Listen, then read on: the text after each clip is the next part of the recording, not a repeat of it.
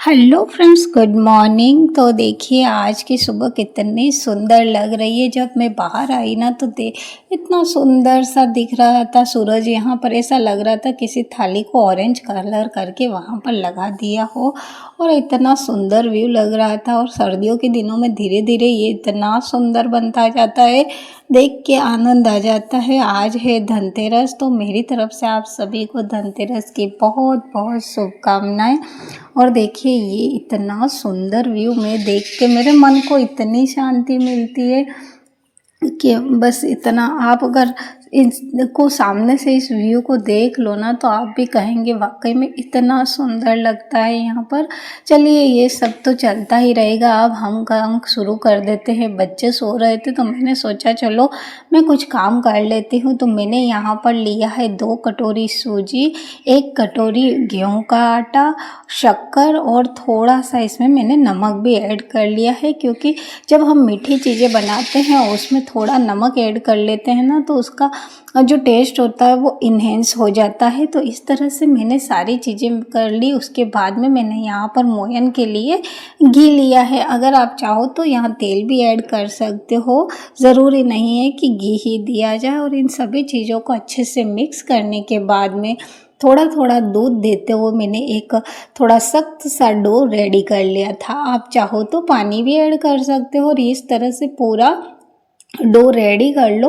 उसके बाद में देखिए थोड़ी मोटी मोटी सी रोटी बना करके हमें इस तरह से चाकू की हेल्प से कट लगाना है। आप चाहो तो दूसरा शेप भी दे सकते हो, लेकिन जो शक्करपारे होते हैं उनका यही वाला शेप ज़्यादा अच्छा लगता है, और मैंने इसीलिए ये शेप बनाया। आप चाहें तो कुछ और शेप आपकी मन से बना सकते हैं। कई लोग ढक्कन की हेल्प से भी काफ़ी बढ़िया बढ़िया काजू के शेप, बिस्किट के और अलग अलग बनाते हैं, तो आप भी कर सकते हैं। उसके बाद मैंने डीप फ्राई कर लिया सभी को, और देखिए इस तरह से बन कर के रेडी हो चुके हैं। काफ़ी क्रिस्पी और बढ़िया से बनते हैं।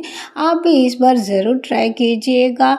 और ये जब काम ख़त्म हुआ तो मेरे पास कुछ ओढ़नियाँ आ गई थी जिन्हें किनारी लगानी। ये देखिए ये है ठाकुर जी प्योर की ओढ़नी, और काफ़ी बढ़िया और सॉफ्ट सी ओढ़नी रहती है। इन्हें किनारी लगाने में बड़ा ध्यान रखना पड़ता है, दिक्कत आती है। कॉटन की ओढ़नी में ये नहीं होता, इजीली लग जाती है, लेकिन इन ओढ़नियों में लगाते टाइम बहुत ध्यान रखना पड़ता है, सावधानियां भी रखनी पड़ती है।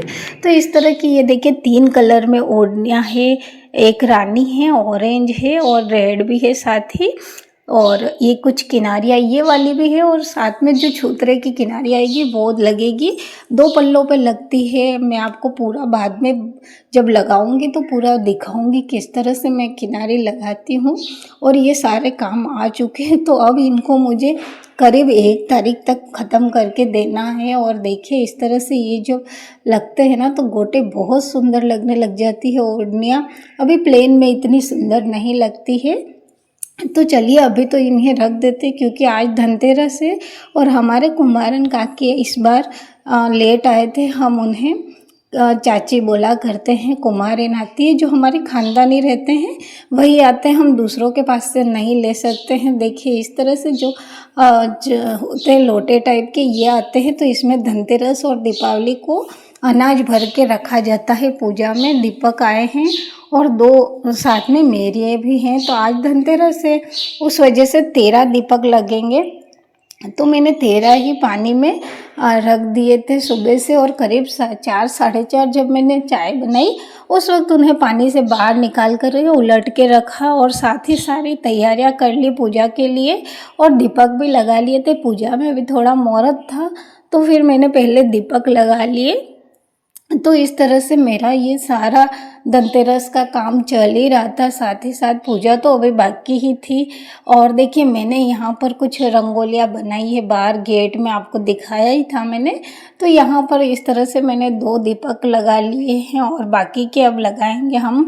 जो बाहर गेट है बड़ा उधर की तरफ सारी इस तरह से। हाँ, एक इस रंगोली में, एक ये मेरी बेटी ने यहाँ पर रंगोली बनाई है, यहाँ भी लगा दिया। और इस तरह से मैंने कुछ दीपक लगाए हैं। तो धनतेरस के हमारे यहाँ पर 13 दीपक लगाए जाते हैं, फिर दूसरे दिन 14, और इस तरह से दीपक बढ़ते जाते हैं। तो ये देखिए सारा कुछ इस तरह से नज़र आ रहा था। फिर मैं अंदर आई और पूजा करना शुरू कर दिया। तैयारियां तो मैंने करके रखी थी, बस मुहूर्त का इंतज़ार कर रही थी। तो जैसे ही मुहूर्त शुरू हुआ मैंने पूजा शुरू कर दी।